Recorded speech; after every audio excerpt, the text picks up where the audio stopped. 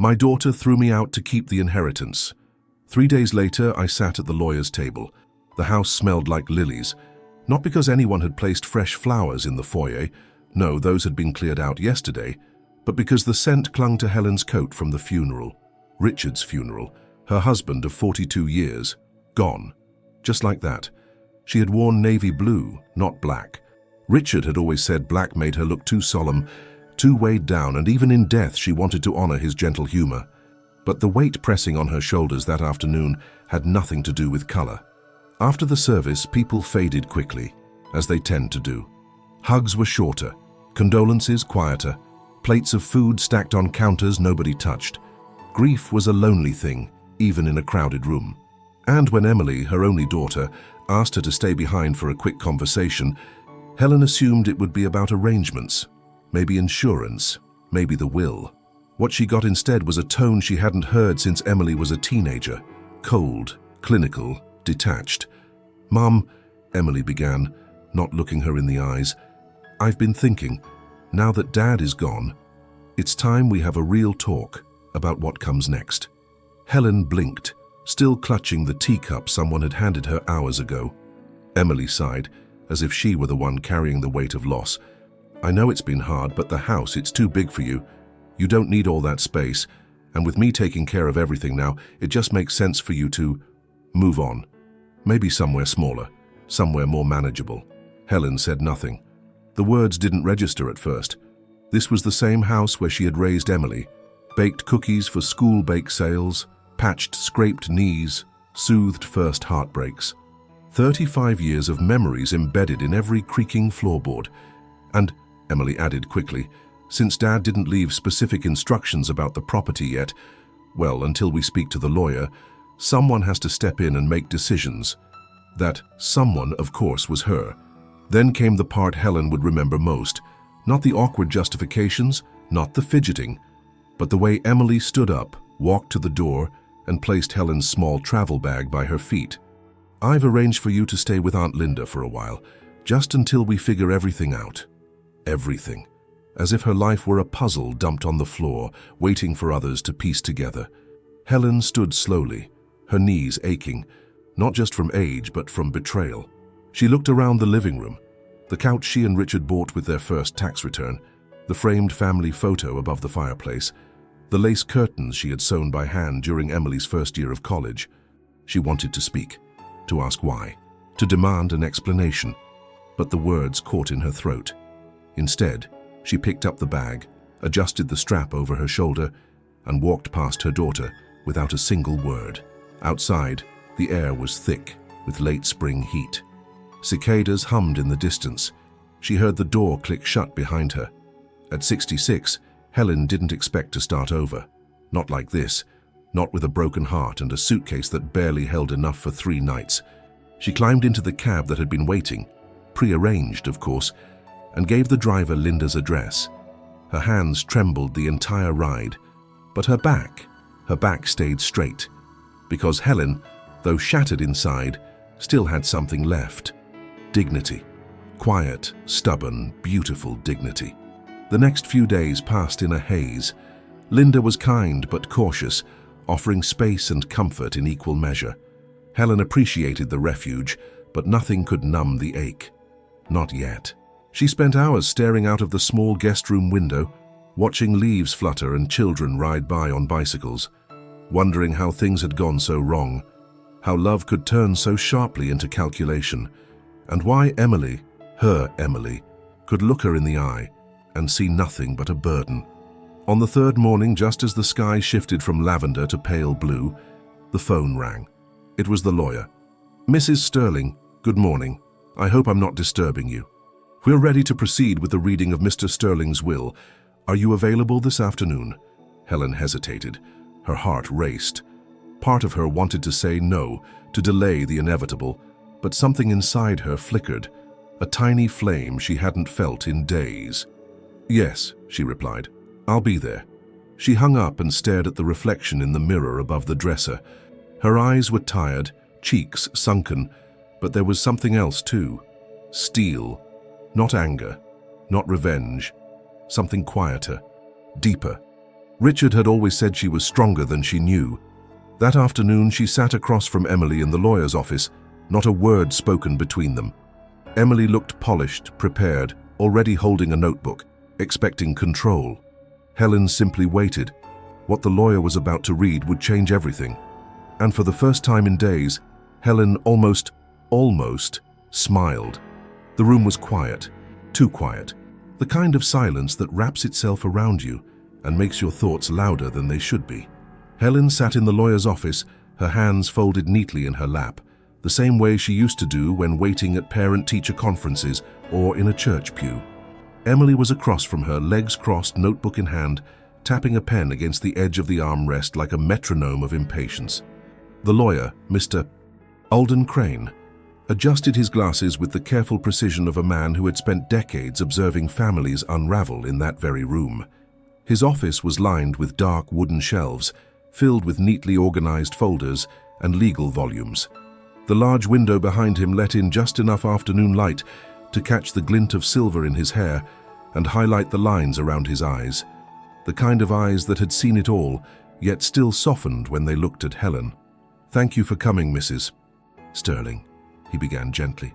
"And Miss Sterling." Helen offered a nod. Emily didn't. "Richard prepared this will carefully," Mr. Crane continued, pulling a thick folder from the side of his desk. "He updated it several times, most recently 3 weeks before his passing. He left clear instructions regarding how this reading should be conducted." At the mention of Richard's name, Helen's breath caught slightly. 3 weeks before he passed. He must have known. Maybe not the day or the hour, but something in him must have whispered that time was short, and he still took the time to prepare. That was Richard. Methodical, thoughtful, always trying to soften the hard edges of life. Emily leaned forward slightly. "Can we get to the part about the house?" Mr. Crane looked at her, calm and steady. "We'll get to all parts in due time, but I've been asked to read the entire document aloud, in full, and without interruption." Emily sat back again, her pen still tapping, though now more slowly. Helen sat still, listening. The will began as wills often do. Formal language, clear delineation of assets, acknowledgement of the family. But then, something shifted in the tone. The words became more personal. Richard's voice began to echo between the lines. "To my wife, Helen," Mr. Crane read, his voice carrying just the right weight. "I leave my full confidence. I know you will do what is right, even when it is not easy. You have always done what is right." Helen's throat tightened. "To my daughter, Emily, I leave opportunity, not entitlement, not assumption, but the chance to grow into the woman I believe you are still capable of becoming." Emily straightened, her brow furrowing. "Now," Mr. Crane said, setting the first few pages aside, "we reach the conditional clause." "Conditional?" Emily's voice was sharp. "Yes," he replied. Richard was very clear. "The bulk of the estate, including the house, the financial accounts, and the rural property, is not to be transferred immediately upon his death." "What?" Emily said, louder this time. Helen remained silent, still listening, still absorbing. Mr. Crane continued. "Richard included a final clause. He called it an act of grace. He wrote that the inheritance would only be released in full once a specific condition is met, one tied not to paperwork, but to action." Emily leaned forward again, her tone clipped. "What kind of condition?" Mr. Crane looked down, reading the next part slowly, carefully. "The entirety of the inheritance shall be contingent upon an act of honesty and compassion toward my wife, Helen. The kind of act that can only come from the heart. It must be uncoerced, unprompted, and genuine. Only when this act is demonstrated and witnessed shall the assets be fully transferred. Until such time, they remain in legal trust." Helen's breath caught. She hadn't known. Not about this. She had expected the usual terms, the legal steps, but Richard had left something deeper behind. A test. A message. Emily stared at the lawyer. "You've got to be kidding." "I assure you," Mr. Crane said calmly, "this is no joke. It is legally binding and notarized. Your father had witnesses and signed every page." "What does that even mean? An act of compassion? How is that measured?" "That," Mr. Crane replied, "is what makes it so human. It's not about what's written, it's about what's felt, about what's done." Helen glanced over at Emily then. Not harshly, not triumphantly, but with a quiet sorrow. Her daughter's face was tight with frustration, disbelief, maybe even fear, because for the first time control had slipped from her hands. Richard had seen something. He had known that words weren't enough. That legacy couldn't be passed on through signatures alone. That love, true selfless love, was the only currency that mattered. Emily stood abruptly. "This is ridiculous. We'll contest it." "You're welcome to try," Mr. Crane replied, calm as ever. "But the language is airtight. Any attempt to force the issue will only extend the trust indefinitely." Helen remained seated. She didn't want revenge. She didn't want power.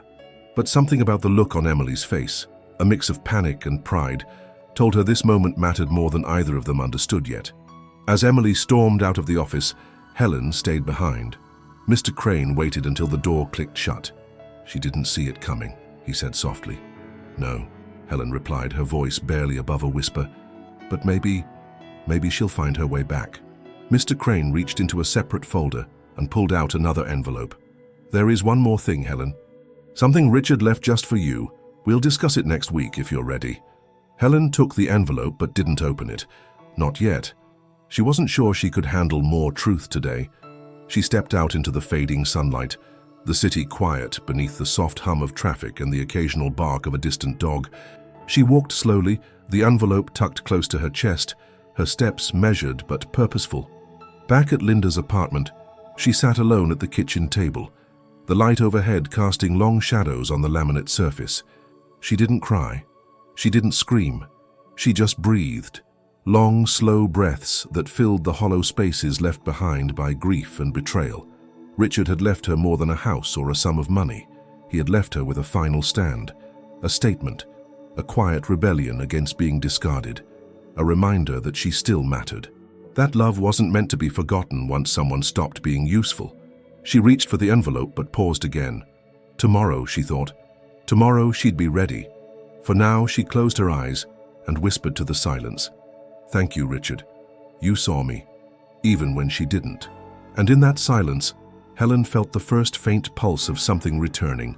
Not vengeance, not justice, but dignity. Real dignity, the kind no one could take. The morning sun filtered through the sheer curtains of Linda's small kitchen window, painting soft patterns of gold on the tabletop. Helen sat quietly, a cup of warm chamomile in her hands. It was a stillness she hadn't known in weeks, the kind of stillness that wasn't about silence but about the soul trying to find footing after a storm. She hadn't opened the envelope yet, Richard's last message. It sat beside her on the table, untouched since the day Mr. Crane handed it to her. Somehow she needed to feel ready, not just to read his words but to truly listen. That day would come, but not just yet. Instead, she found herself doing small things, cleaning the guest room even though it was already spotless, folding dish towels with perfect corners, sorting through the contents of the one suitcase she had brought from home.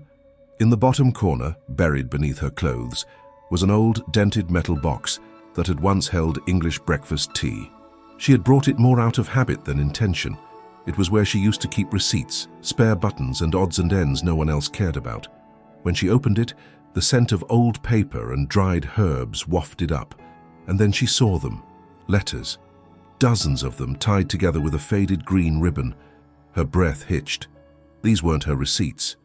These were Richard's letters, handwritten, all addressed to her. She had never seen them before. Her hands trembled slightly as she untied the ribbon and picked up the top letter. The paper was soft with age, the ink slightly smudged in places. The handwriting was unmistakably his, steady, neat, deliberate.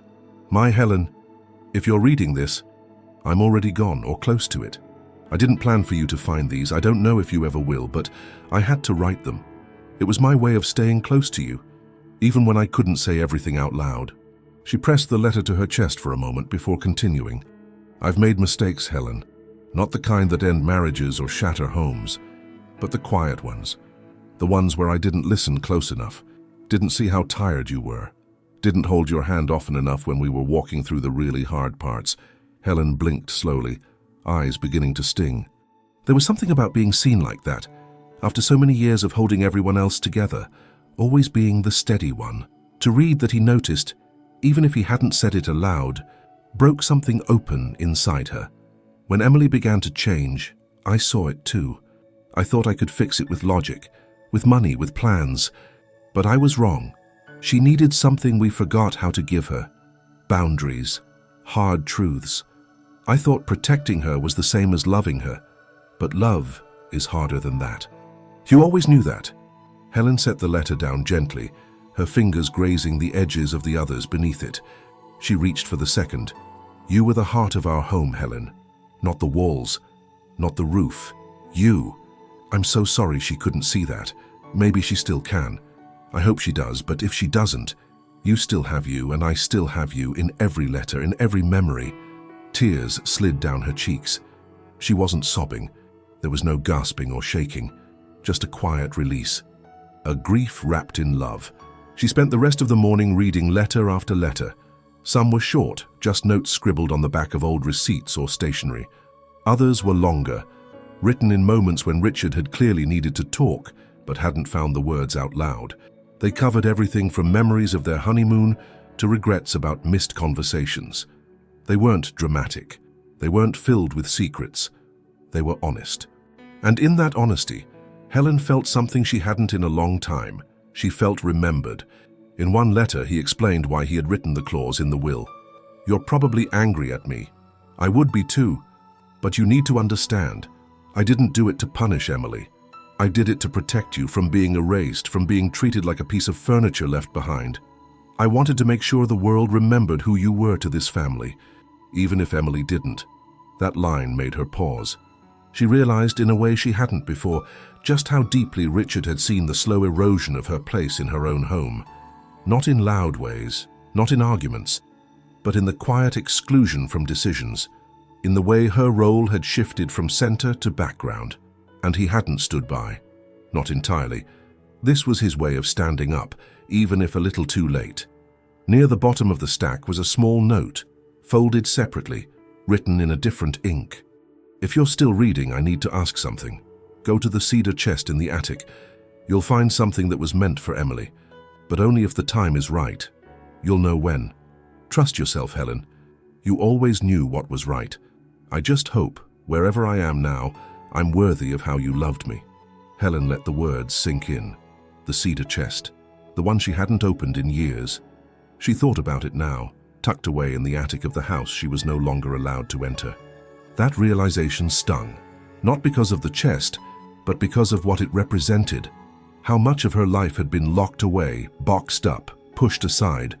But something shifted inside her, a quiet determination. She folded the letters carefully, tied them again with the green ribbon, and placed them back in the tea box. Her hands were steadier now. There was strength returning to them. Not the strength of youth or rebellion, but the kind that comes from surviving heartache and still choosing to move forward.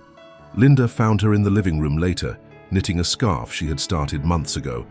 There was color in her cheeks again, and her eyes, though tired, had a new clarity.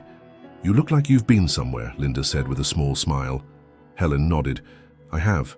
Back through memories I'd forgotten, and forward maybe to something I didn't expect. That night, Helen placed the unopened envelope from Mr. Crane on her nightstand. Tomorrow she would read it. Tonight she would sleep, knowing she wasn't invisible, that someone had loved her so deeply he left behind a trail of words to remind her who she was. She didn't know what Emily would do next, but for the first time in a long while, that thought didn't scare her. Helen had her voice back, and maybe, just maybe, that was the real beginning. The morning after discovering the letters, Helen sat for a long time on the edge of the bed, the unopened envelope from Mr. Crane resting gently in her lap. There was a kind of heaviness to it, not in weight, but in meaning, like she was about to open a final door in a house she'd lived in for decades, only to find a room she never knew existed. She finally broke the seal just after sunrise, when the world was still wrapped in that soft golden quiet only found in early hours. Her fingers were steadier than she expected. The paper crackled gently as she unfolded it. It was Richard's handwriting, again. But this letter was different. There was no preamble, no softness. It was written with purpose. Helen, this is not a love letter. You've had those, you've read the ones I left you hidden in the tea box. This one is something else. This is me asking something of you. One last thing, maybe the most important thing I'll ever ask. Be strong, be patient. And most of all, do not let guilt disguise itself as love. The words sank into her slowly, like warm water seeping through a sponge left out too long. Guilt. Yes, she had felt it. She'd been feeling it for years. Every time Emily snapped, every time she dismissed Helen's opinion, every time she raised her voice or rolled her eyes or walked away without turning back. And Helen, quiet, hopeful Helen, always wondered what she had done wrong, where she had failed. Whether she had made some invisible mistake that caused her daughter to drift away, to harden, to grow cold. The letter continued. You did everything you could, more than you should have. I know you remember the night she cried in your arms when other girls left her out. I remember them too. I remember the way you protected her like a lioness, even when she didn't want protecting. You gave her a soft place to land in a hard world. But somewhere along the way she stopped needing safety and started wanting control. And you, being who you are, kept giving, even when it hurt. Helen looked up from the letter, her vision blurred by the sting behind her eyes. She pressed her palm to her chest and inhaled deeply, trying to steady the rising tide inside her. She wasn't sure whether it was grief or validation. Maybe both. She kept reading. I didn't intervene when I should have. I thought she'd grow out of it. I thought maturity would soften her. I thought love would be enough, but now I know. It wasn't that she didn't love us. It was that she didn't know how to show it without trying to win something in return. She became transactional, and I enabled it. For that, I'm sorry. There it was. The apology. But not from Emily. From Richard. The one person who had watched it all unfold and stayed silent, hoping time would fix what only truth could. He hadn't been perfect. She knew that. But he had seen. He had known. And he had left her this letter not to comfort her, but to strengthen her for what was coming. At the end of the page, there was a single handwritten line in larger script. When she comes to apologize, don't listen to the words, listen to the tone. That's where the truth is. Helen folded the letter and held it to her chest. A prayer of sorts passed through her lips, quiet and short. Not for Richard, he was gone. But for herself, for the strength to stop hoping for what might never come. That afternoon she took a walk through the small neighborhood where Linda lived. The late spring air was fresh, and the scent of lilac and newly mown grass lingered along the sidewalks. She passed women her age tending to gardens, waving kindly, the kind of neighborly interaction she hadn't had in years, not since the world had shrunk around her into routines of caregiving and silent disappointments. She found a park bench and sat quietly, watching a mother push a stroller past. She was young, distracted, scrolling her phone with one hand, barely noticing the baby's arms stretching out to catch the dappled sunlight. Helen felt a tug in her chest. Not judgment, just a quiet ache. It reminded her of when Emily was that small, back when Helen still believed love was enough, that if you gave it fully and freely, it would return to you whole. That night, Linda made a pot of vegetable soup. The two women ate in comfortable silence, no small talk, no tiptoeing, just shared space and the understanding that sometimes presence is more healing than words. Later, as they settled into their nightly routines, Helen stared out the guest room window, watching the streetlights flicker to life. Her mind wandered back to the question that haunted her most. When had she lost her daughter? It wasn't one moment. It was thousands of tiny ones. Missed connections. Small cruelties dressed as sarcasm. Defensiveness that slowly calcified into emotional distance. Helen remembered the way Emily used to crawl into her lap with her stuffed rabbit, asking for stories. The way she clung to Helen's hand on the first day of school. The drawings she used to tape to the refrigerator. The I love you mommy notes tucked into coat pockets. They were gone now. Replaced by emails, clipped texts, and appointments Helen was expected to adapt to without being asked. Somewhere in the gap between childhood and adulthood, a wall had gone up, and Helen had spent years knocking softly, hoping it would come down. It never did. And now, sitting in a borrowed room with nothing left but memories and an unopened cedar chest across town, Helen finally allowed herself to grieve not just Richard's death, but the slow fading of a bond she thought was unbreakable. She needed to stop waiting for the apology that would never come. The one that said, "I'm sorry for making you feel like less." The one that acknowledged the birthday calls forgotten, The passive-aggressive remarks at family dinners, the way she had been erased from decisions in the very home she built. There was no use pretending anymore. She wasn't weak for loving her daughter, but she would be weaker still if she let that love keep wounding her. Tomorrow, she would call Mr. Crane and ask about the cedar chest. She didn't know what she would find inside, but something told her it mattered. And for the first time since Richard's death, she realized something profound. This part of her life, it wasn't an ending. It was a return, not to who she had been, but to who she had always been underneath the quiet sacrifices and the slow dimming of her own needs. A woman capable of building love, of holding space, of letting go, not in anger, but in grace. The apology hadn't come, but maybe it didn't have to. Not anymore. Early in the morning, Helen woke to a familiar ache in her chest, part grief and part purpose. The envelope from Mr. Crane lay unopened on the nightstand, a soft promise waiting to be realized. Outside, the first light of day brushed the rooftops of the quiet street, and with it came a sense of steadiness she hadn't felt in a long time. She pressed her palm to her heart, feeling the slow, unwavering rhythm of a life still moving forward. She dressed slowly, each garment chosen not out of necessity, but as a conscious gesture of reclaiming herself.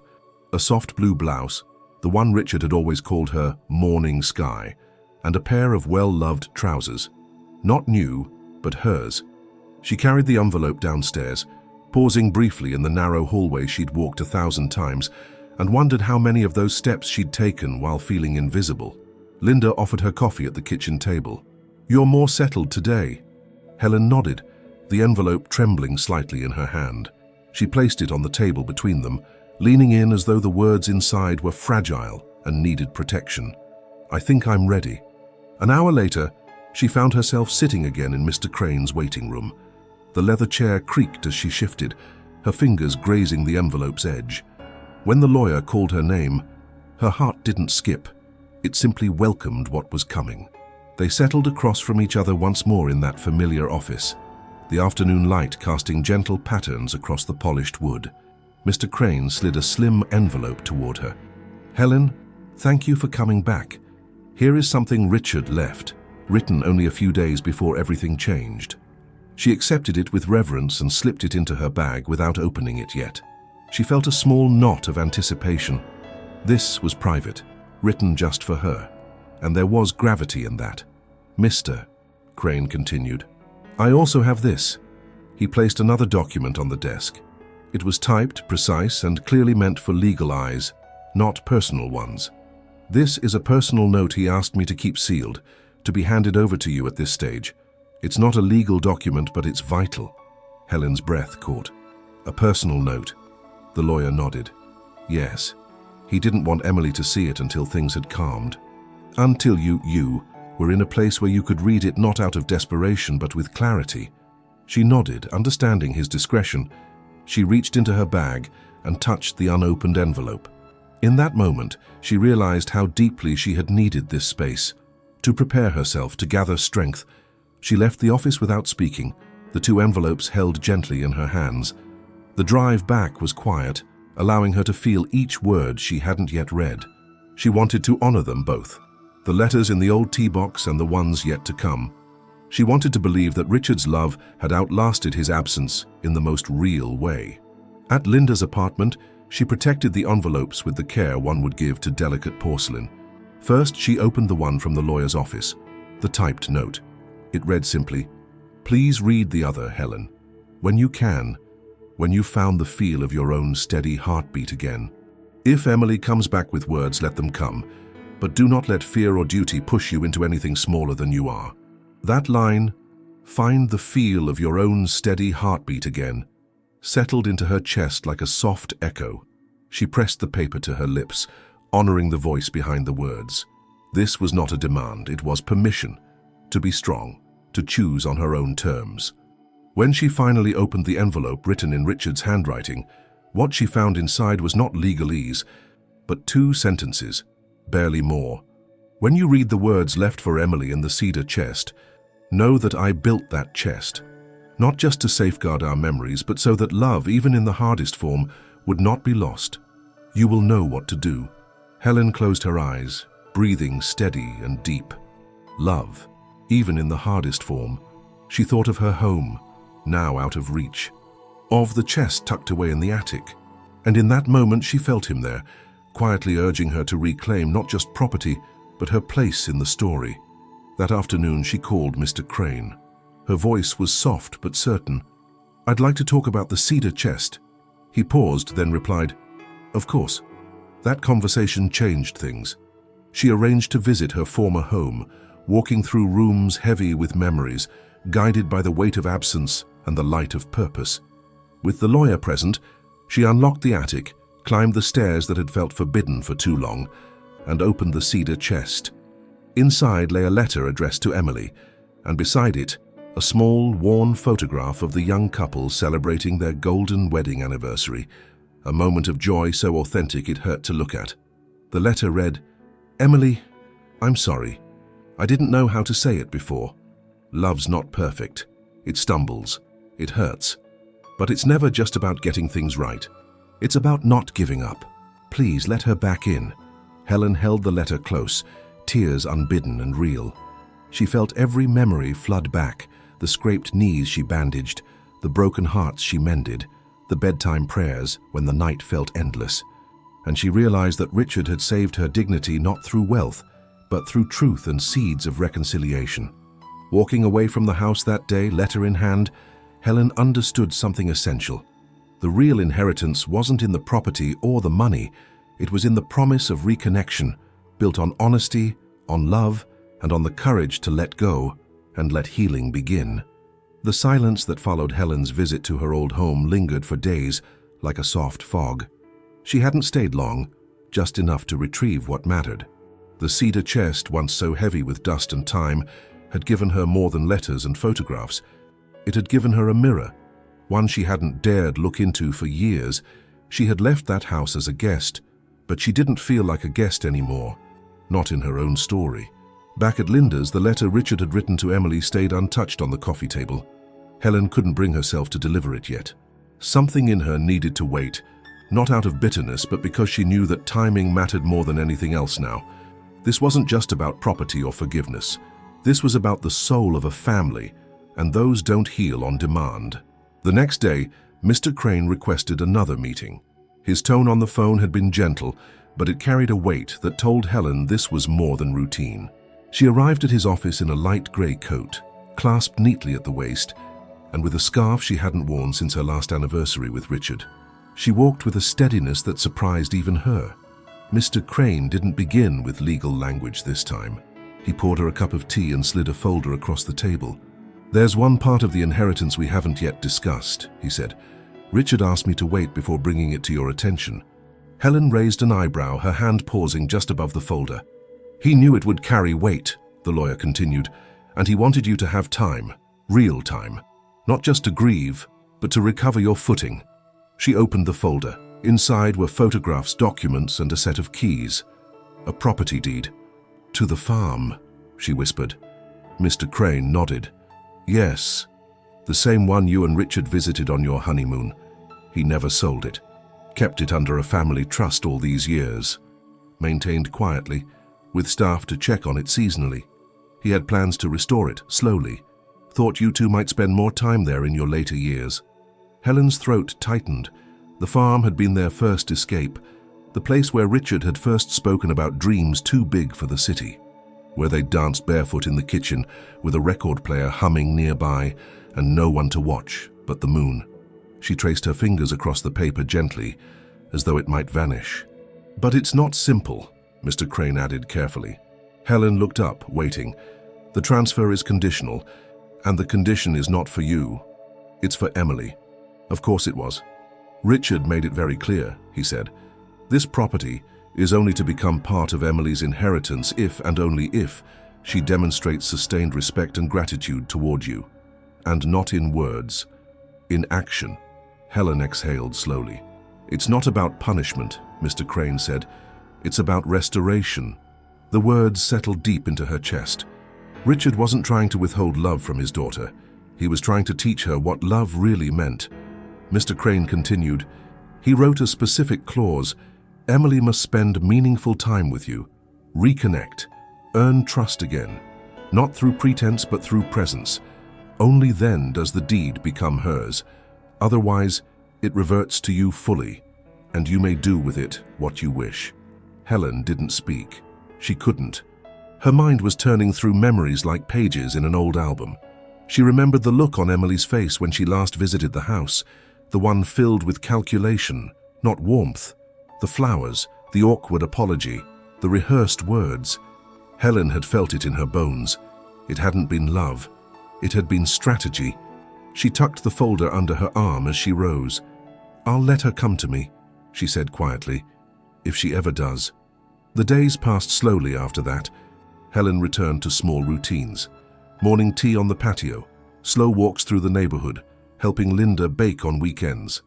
There was a calmness to the simplicity, and yet a question lingered in every quiet hour. Would Emily come back? And if she did, would it be real this time? It took a week. The knock on the door came just before noon on a Thursday. Helen was folding laundry when she heard it. The sound was light, hesitant, like someone unsure of their welcome. She opened the door to find Emily standing there, holding a small potted plant. Lavender this time, not roses. "Hi, Mum." Helen stepped aside without a word. Emily entered, glancing around as though seeing the apartment for the first time, though it hadn't changed. They sat in the living room, the silence between them stretching taut. "I've been thinking," Emily began, voice softer than before, "about everything." Helen waited. "I made some mistakes. I acted too fast. I thought I was helping, but maybe I wasn't." Still, Helen said nothing. She wasn't ready to fill in Emily's blanks anymore. "I talked to Mr. Crane," Emily continued. "He told me about the property and the condition." There it was, the real reason. "And?" Helen asked finally. "I want to fix things. I know I can't undo what I said, or how I made you feel, but maybe I can show you something else, something better." Helen studied her. She didn't see the daughter she once knew, but she didn't see a stranger either. She saw a woman who was struggling, maybe sincerely, maybe not. It wasn't clear yet. "I'm not interested in apologies," Helen said slowly. "Not anymore. But I am open to proof." Emily nodded. "Then I'll show you."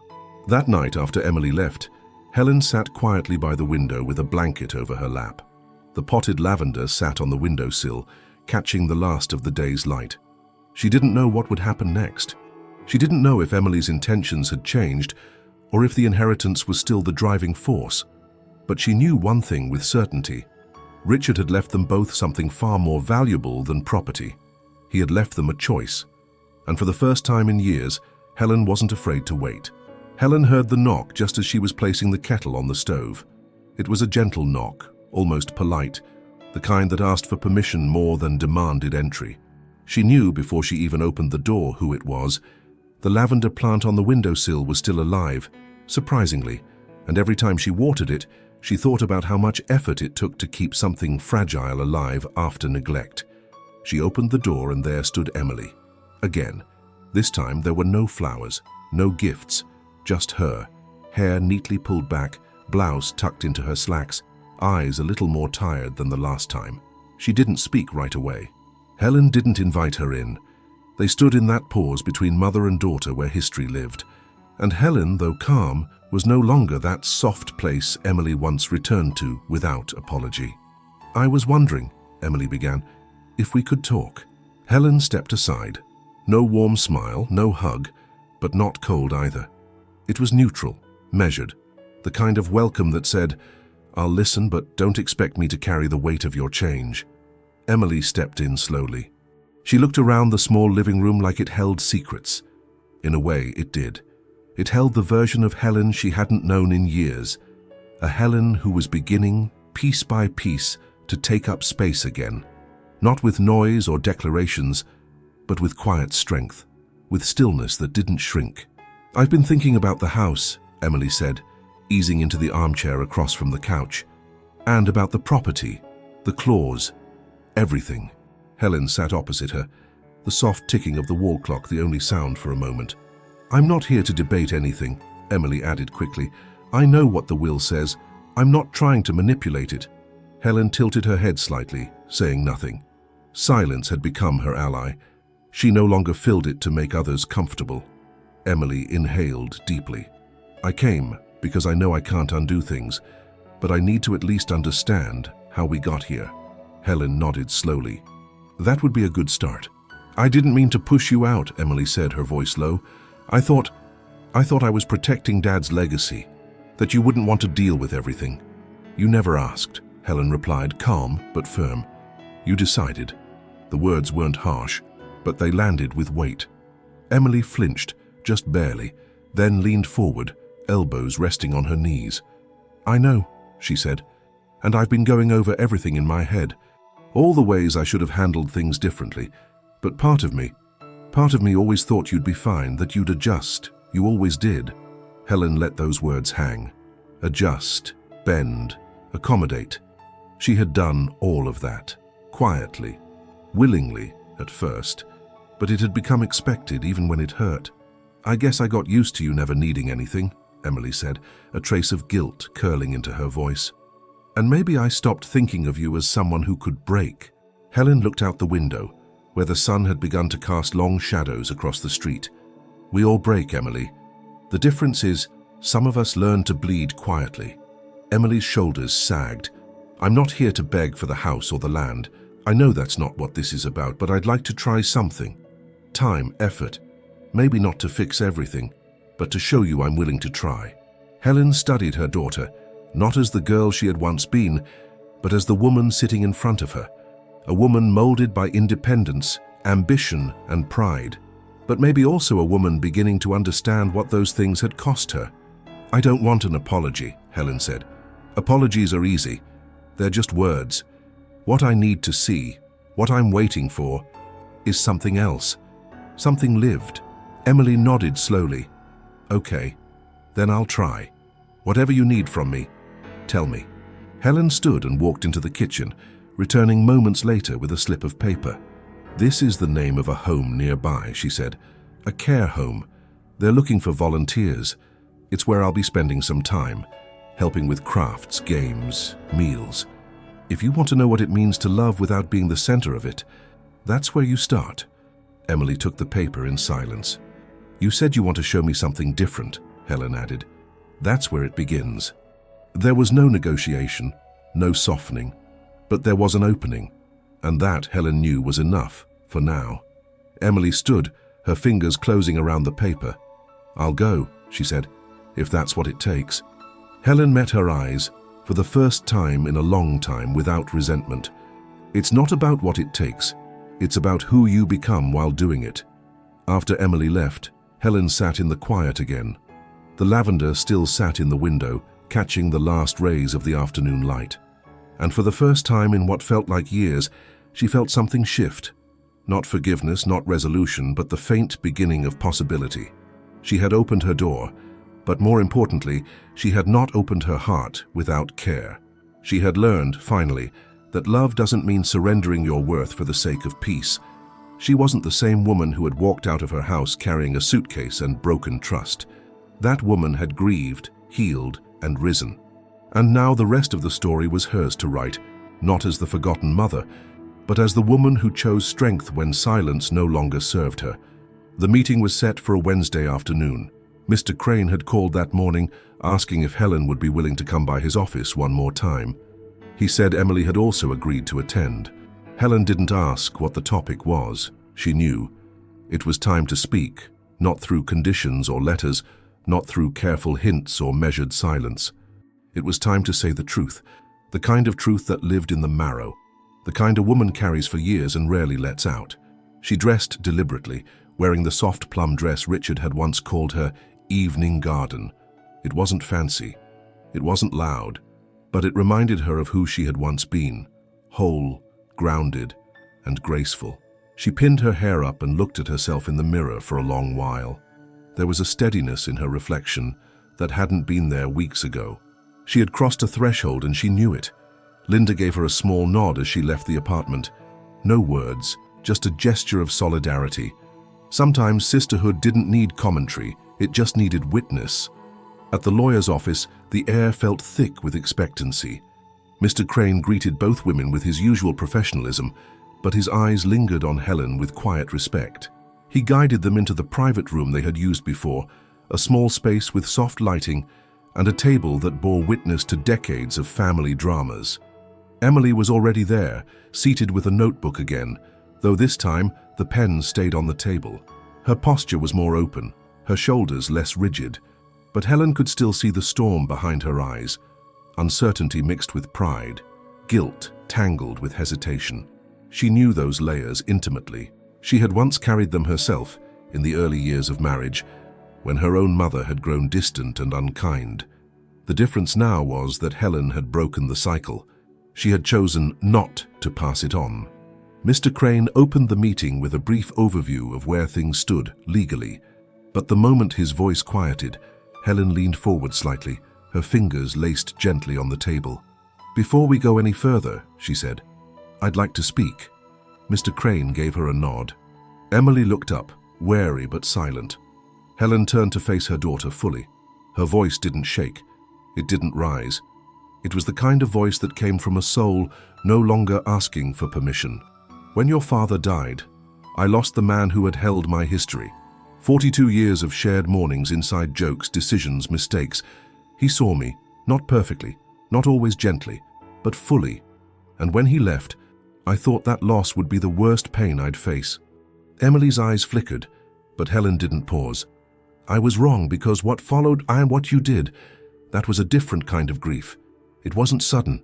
It wasn't clean. It was quiet and cruel. You didn't scream or fight. You just erased me, removed me like a piece of furniture that no longer matched the decor." Emily opened her mouth slightly, as if to defend herself, but Helen lifted a hand. Not forcefully, just enough to say, "Let me finish. I kept wondering, where did I fail? Was it how I raised you? Was I too soft, too patient? Did I let you believe that my sacrifices were just part of the background? That my loyalty was something you didn't need to protect?"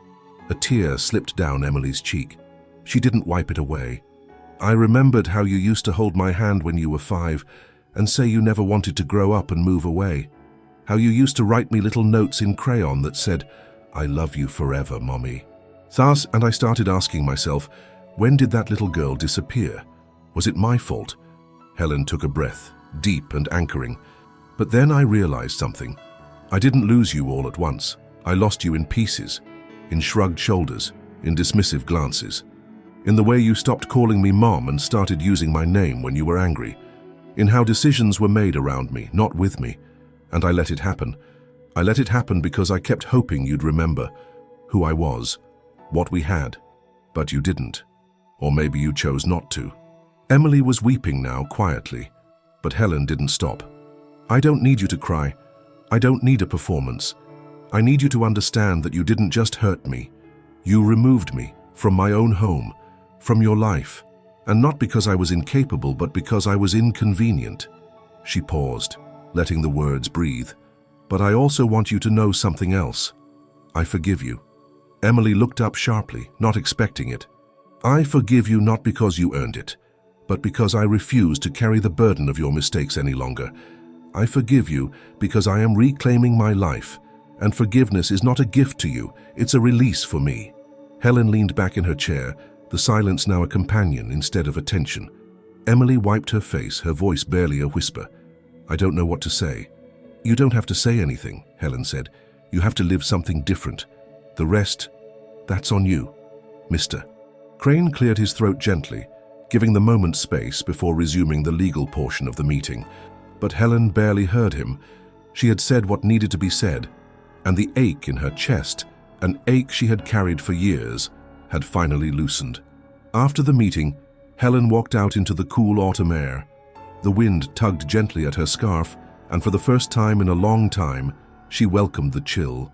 It reminded her she was alive, that she had walked through the fire and come out still whole. Later that evening, back at Linda's, she sat by the window with a cup of tea. Emily hadn't followed her out, and that was fine. Words had been spoken. The truth had been laid bare. And sometimes, after the truth is spoken, silence is the only appropriate response. She looked up at the stars beginning to emerge, one by one, and whispered to the night, "I did what I could." And she knew, deep in her bones, That was enough.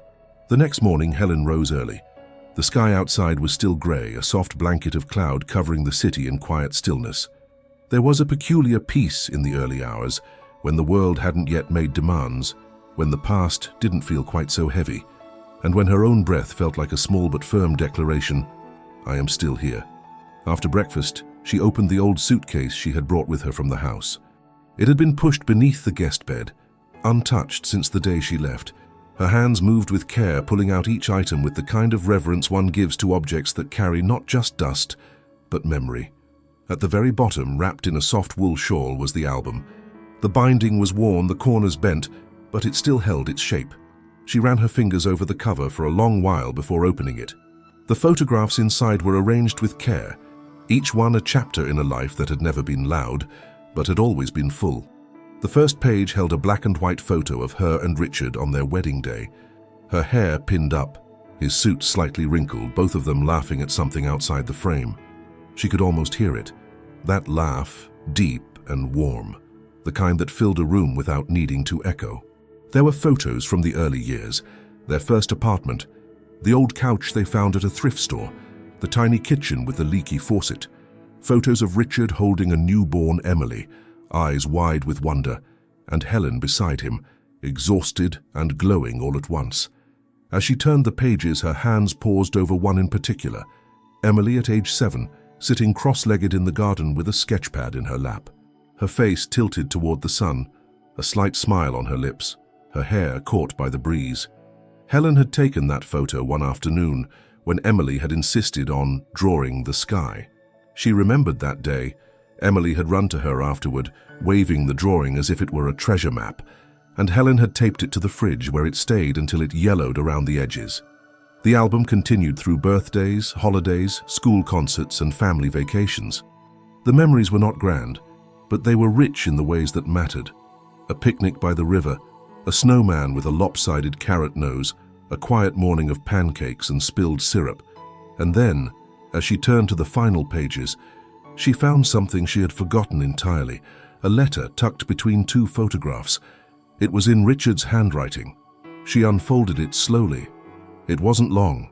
Helen, if you're reading this, you've already remembered more than most people ever get to. You've seen our life not just as it happened, but as it was lived. You made it beautiful. And if you decide to show this album to Emily, do it not to prove a point, but to offer a glimpse of the truth. She doesn't know who she came from. Not really. Show her, and let that be enough. Love always, Richard. Helen closed her eyes, letting the letter rest against her chest. There was a stillness inside her then. Not silence, but presence. A clarity she hadn't had in years. Later that afternoon, she returned to Mr. Crane's office. She didn't call ahead. She didn't need an appointment. He welcomed her with a kind smile and ushered her into the quiet room once more. I have something, she said, placing the album gently on the table. Mr. Crane opened it slowly, turning a few pages in silence. His expression softened. This, Helen said, is the part of our lives Emily never knew, or maybe forgot. I want her to see it, but I don't want her to look at it like evidence. I want her to feel it. Mr. Crane looked up, his eyes meeting hers. There's something else, he said. Something Richard recorded. It came to my office last week. I was waiting for the right time. He pulled out a small flash drive. It's a message. From him to both of you. Helen's hands trembled slightly as she accepted it. Would you like to hear it now? Mr. Crane asked. No, she said, her voice low but steady. I want to be alone. I want to listen to it like I listened to his heart. That evening, in the stillness of the apartment, she plugged the flash drive into Linda's laptop. The screen flickered, then went black, replaced by an image of Richard seated in his study, the one with the worn leather chair and books piled too high. He looked older than she remembered. Tired, yes, but also peaceful. Then his voice filled the room. If you're watching this, I'm probably gone. And that's all right. I made peace with it. But there were things I didn't say, not because I didn't want to, but because I thought I had more time. Helen leaned closer. Helen, my love, thank you for holding us all together, for making every dinner feel like a ritual and every disaster seem survivable. You didn't just build a home, you built a history, And I know I didn't say it enough, but I saw you. Every day, every quiet sacrifice, every time you chose love when it would have been easier to choose distance. She wept quietly, not out of pain, but out of recognition. Then Richard turned his gaze slightly, as if looking into a future he couldn't fully see. Emily, I hope you're watching this with an open heart. Your mother is the reason you know what love is, even if you've forgotten. She gave more than she ever asked for, and if you want to know who you are, start by remembering who she's always been. Not the woman you judged in her grief, but the woman who once held you through your own. The screen went dark. Helen sat in silence long after the recording ended. She didn't need to rewind it. The words had etched themselves into her. The next morning she returned to Mr. Crane's office with the album and the flash drive. "Send them to her," she said. And with that she stepped into the sunlight. Not every story is a confrontation. Some are invitations, quiet ones, honest ones. And now, the rest was up to Emily. Helen sat by the window of the guest room, the soft hum of late autumn winds brushing against the glass. Outside, the trees were nearly bare, their branches delicate and exposed against the fading sky. The season was shifting again, as it always did. Time, with its steady hands, moved forward regardless of whether hearts were ready to keep up. And yet, Helen no longer felt like she was behind it. The package had been sent. Mr. Crane confirmed that Emily had received the album and the recording. He didn't share her reaction, only that she had accepted it in silence. That silence, Helen understood now, was a language all its own. In the quiet that followed, Helen began to spend her mornings differently. Instead of counting the hours, she filled them.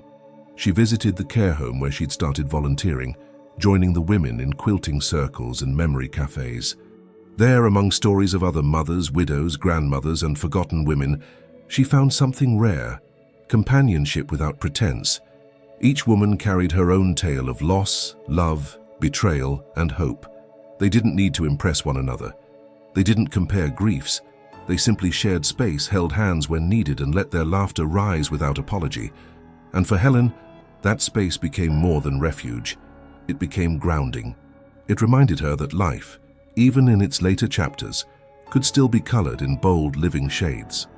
One afternoon, as Helen prepared tea in the kitchen, Linda entered holding an envelope. It was addressed in Emily's handwriting. Helen dried her hands carefully before accepting it. She recognized the tilt of each letter immediately, as if her daughter's pen still held traces of her as a girl, learning cursive. She opened the envelope slowly. The letter inside was brief but uncharacteristically vulnerable. "Mom, I listened to Dad's recording. I looked through the album. I cried. Not because I missed you. I hadn't let myself miss you in years. I cried because I finally saw what you've been trying to carry, and how long I've expected you to do it alone. I don't know how to fix what I've done, but I want to try. Not for the inheritance, not for the land, for you. If you'll have me, I'd like to join you at the care home this weekend." Emily Helen folded the letter with a tenderness she hadn't realized she still possessed. She placed it beside her cup of tea and allowed herself the smallest smile. Not because things were fixed, but because they had begun. That Saturday, Helen arrived early at the care home, just as the sunlight was warming the frost from the windows. She helped Mrs. Lander into her wheelchair and found a place beside Mrs. Carter, who was finishing a puzzle with a missing corner. And then Emily walked in. No blazer, no heels, no carefully curated appearance. She wore jeans and a soft green sweater, her hair tied back simply. Her eyes scanned the room until they met Helen's. There was no performance in her smile, just uncertainty and a quiet hope. Helen nodded toward the empty seat beside her. "You can help Mrs. Carter with the puzzle," she said. Emily sat down, gently greeting the older woman, who beamed up at her. "You're new," she said. "Are you staying?" "I hope so," Emily replied, her voice soft. They worked in silence for a while, side by side, filling in the gaps of a landscape puzzle. Helen watched her daughter carefully, not her words, but her gestures, the way she listened, the way she waited, the way she didn't rush. At lunch, Emily helped serve soup. She poured tea for women whose hands shook. She asked questions about their families. She laughed, really laughed, when one of them told a cheeky joke about aging and husbands who snored like trains. And Helen noticed something she hadn't expected. She wasn't waiting for Emily to prove anything anymore. She was simply watching her show up. Over the next several weeks, Emily returned again and again. She didn't ask about the deed. She didn't mention the house.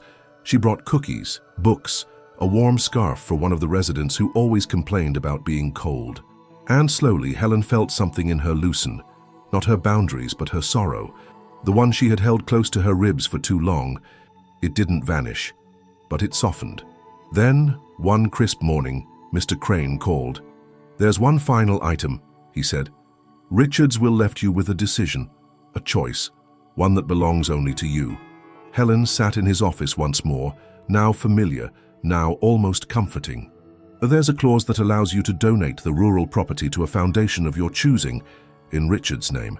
It would erase all contention, end things cleanly, or—" He slid another paper toward her. "You may grant it to Emily, under your terms, but you must decide now. The trust expires at the end of the month." Helen looked at the document, her hands steady. This was the final test, not of Emily, but of herself. She walked through the park that afternoon, leaves crunching underfoot. She thought of the album, of the recording, of Richard's voice reminding her to trust herself. She thought of Emily's laughter with the women at the home, the way she sat at their feet, not as someone doing a favor, but as someone seeking wisdom. She returned home, sat at the kitchen table, and wrote 2 letters. The first was for Mr. Crane, the second for Emily. She didn't rush her words. She didn't second-guess them. She had seen enough, not of perfection, but of presence. And presence, she had learned, was the rarest and most sincere gift.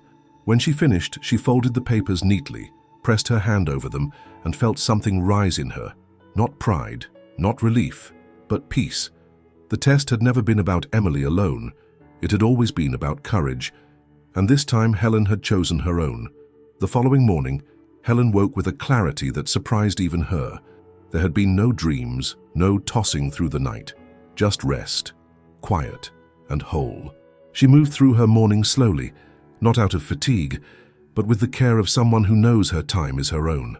The air outside was crisp, holding the scent of fallen leaves and distant chimneys. Autumn had settled into the bones of the town, and with it came a stillness that echoed inside her.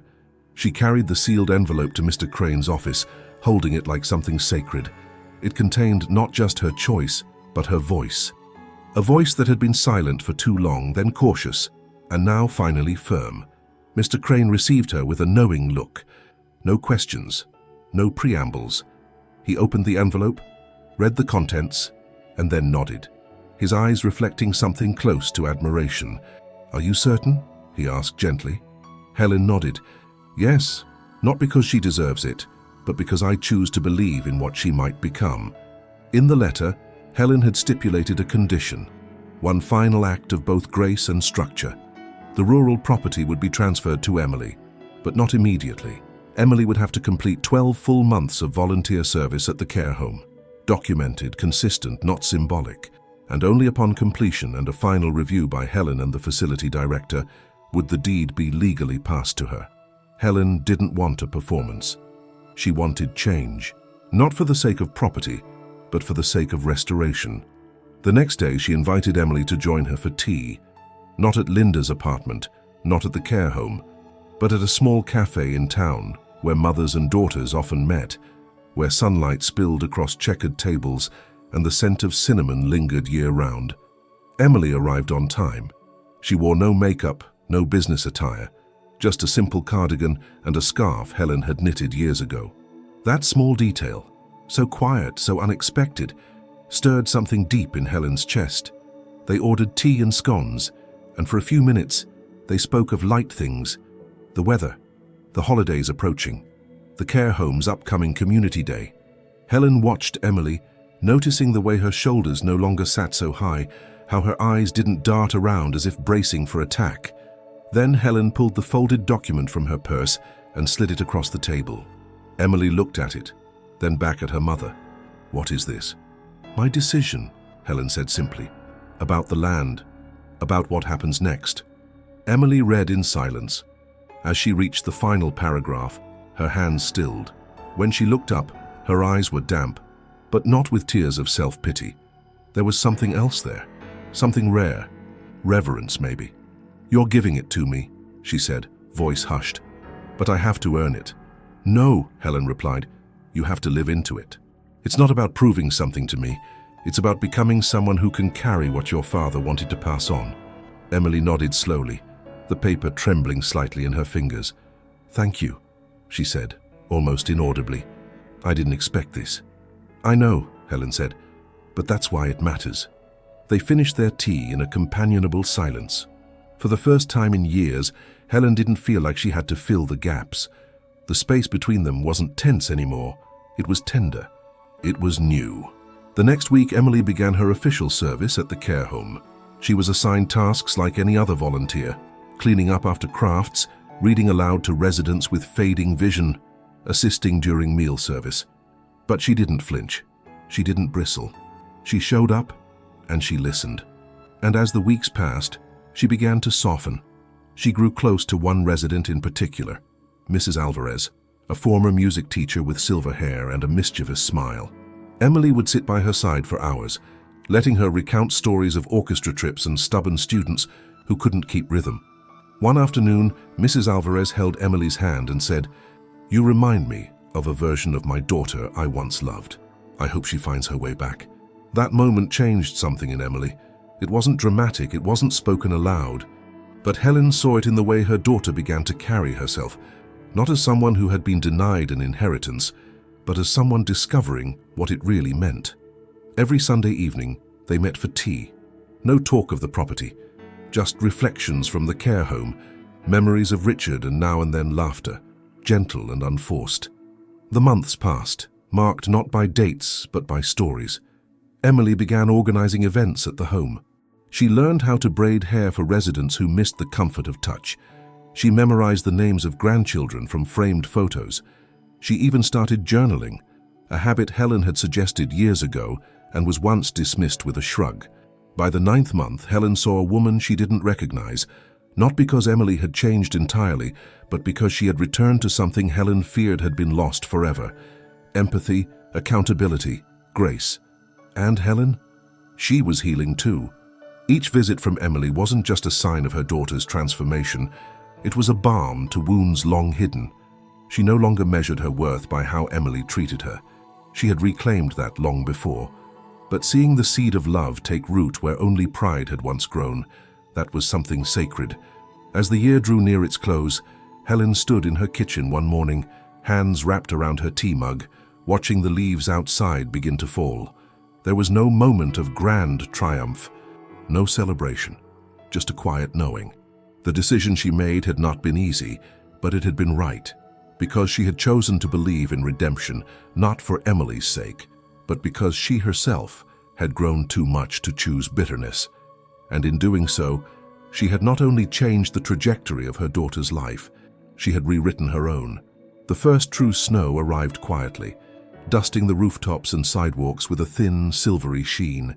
Helen stood by the living room window of Linda's apartment, watching it fall with a kind of reverence only time could teach. Snow had a way of softening everything, of making even the most jagged edges look gentle, and for the first time in a long while, the world outside reflected what was slowly forming within her, a quiet peace that did not erase the past, but honored it while allowing room for something new. Emily's 12th month of volunteering had just begun. 11 full months of showing up, consistently, humbly, and without excuses. Not one visit missed, not one promise broken. Helen had watched from near and far. She had sat quietly during activity days and watched as Emily offered her arm to frail residents, fetched extra blankets and smiled, not because she was being watched but because it was real, because something inside her had shifted, not in a way that erased the years of tension, but in a way that made room for repair. Helen had once believed that transformation came like lightning, sudden, brilliant, undeniable, but she'd learned it was more like the snow, silent, gradual, and sometimes invisible until one day you stepped outside and realized the whole world was blanketed in something new. That morning a letter arrived, an invitation handwritten by Emily. It was simple, a dinner at the care home, just the two of them. "I want to serve you this time," it read. "Not because I owe you, but because I see you now." Helen folded the note gently and held it for a long while before placing it in her purse. She didn't rush to get ready. She moved through her preparations with the dignity of someone who knew she was no longer waiting to be chosen. She was walking into a room already whole.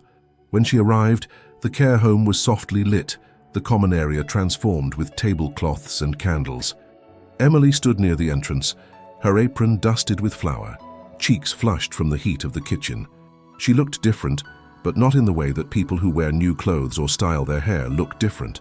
She looked grounded, softer, yes, but also more present. "Mom," she said, stepping forward. "Welcome." Helen smiled, a real one, small and warm. "Thank you." Emily guided her to a table near the window, where snow still fell in lazy spirals outside. The table had been set with care. Linen napkins, her favorite teacup, a plate with roasted vegetables, warm bread and lemon chicken, her and Richard's Sunday recipe for decades. Helen couldn't speak at first. She simply placed her napkin on her lap and nodded. Emily sat beside her only after Helen took her first bite. "You remembered," Helen said. Emily smiled. "I asked Linda for the recipe." Helen let the silence stretch. It was a good silence, full of meaning, not avoidance. She ate slowly, savoring not just the food but the moment. It wasn't about the effort, it was about the intention. Emily wasn't performing. She wasn't asking for anything. She was honoring. After dinner, Emily brought out dessert, apple tart, slightly uneven but clearly made by hand. They shared a slice, sipping tea in the dimming light of evening. Around them, the care home quieted, residents slipping into their evening routines, some with walkers, others with nurses gently guiding them. But Helen and Emily remained at the table, two women who had once been strangers sitting across from each other, learning, finally, how to be present.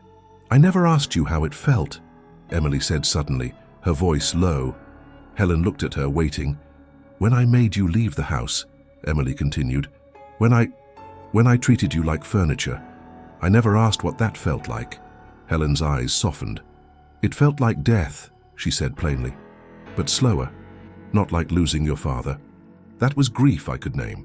What you did, what we let happen, that was like fading out of your own life while everyone else kept moving."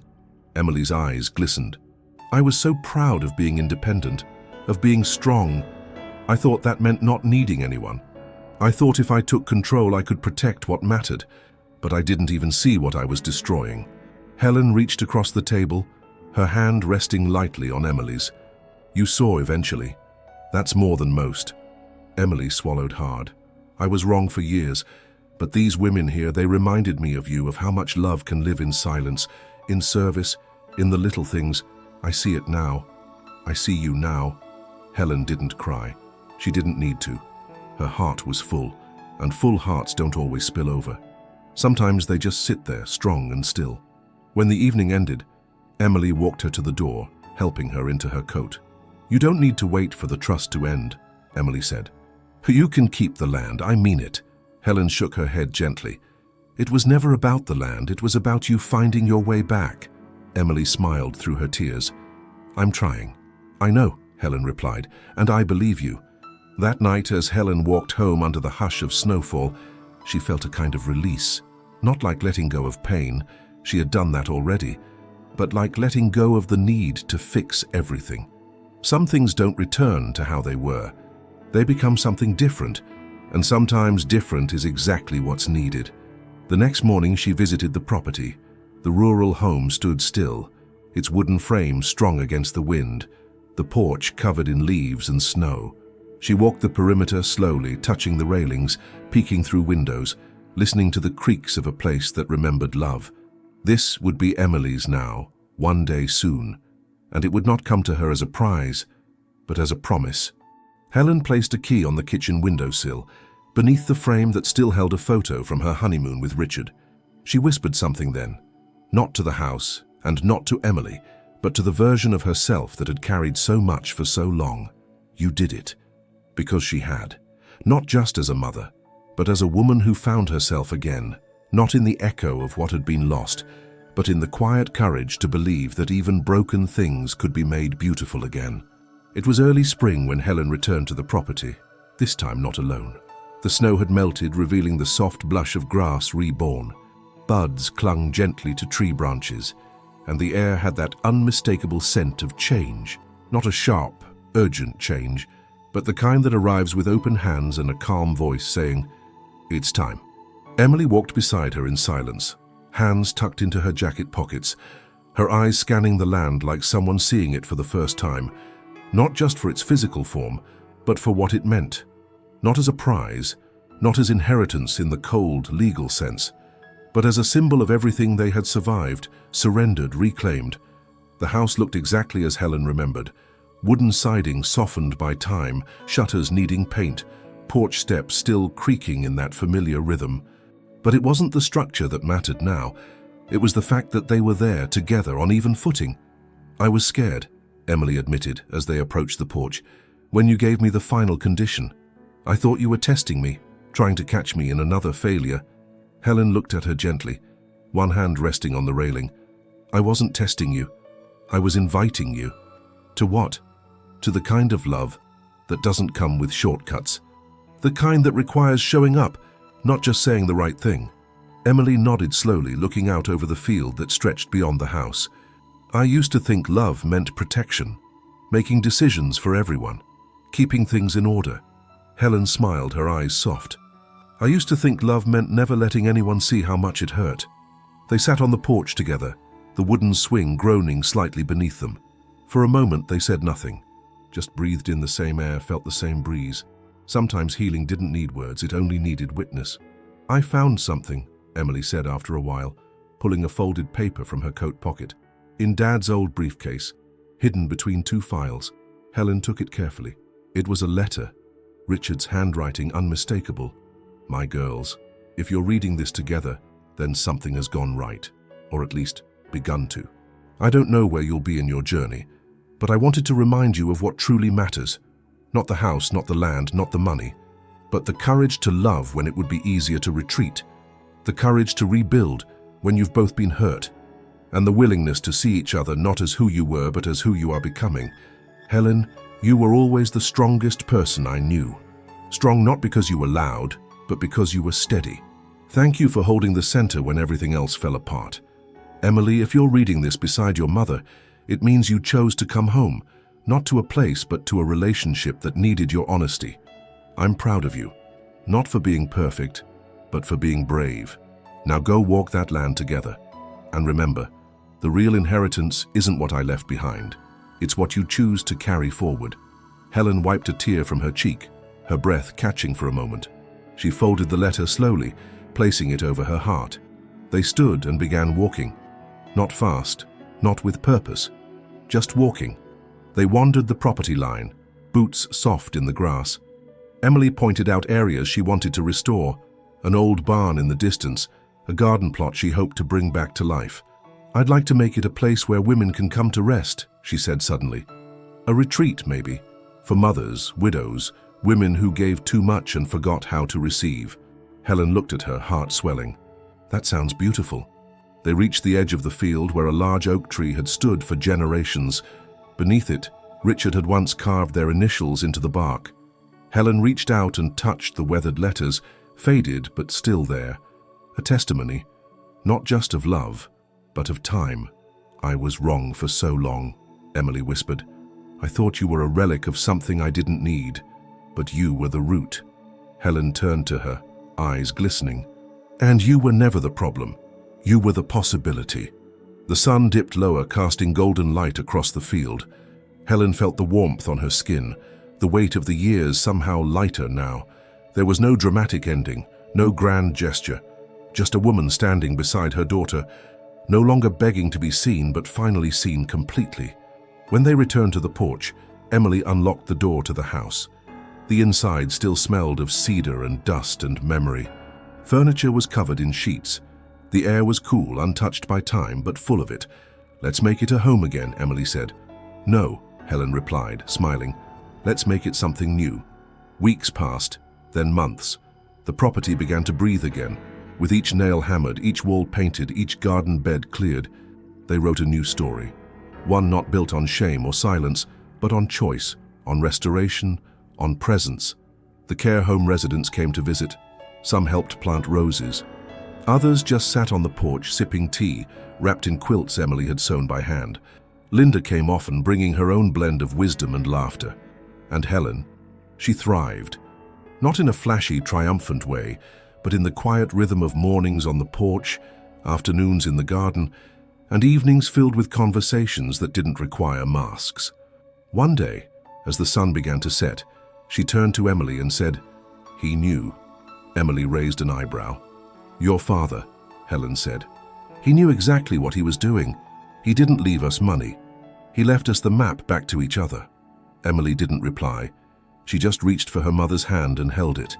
They sat in silence, watching the light fade across the land that had once symbolized loss and now stood as a living testament to grace. The most important inheritance, Helen knew now, wasn't written in any will. It was the courage to love after being wounded, to forgive without forgetting, to begin again when everything inside said to stay guarded, and to walk forward, not because the past didn't matter, but because the future finally could. As the last page of their story turned, Helen felt no need to look back. She had lived enough to know that dignity wasn't something others gave. It was something she had claimed. And in that quiet triumph, she had given her daughter the greatest gift of all. A map not just to the land, but to herself. As the stars blinked into the darkening sky, mother and daughter remained side by side. And for the first time in a very long time, neither one of them was lost.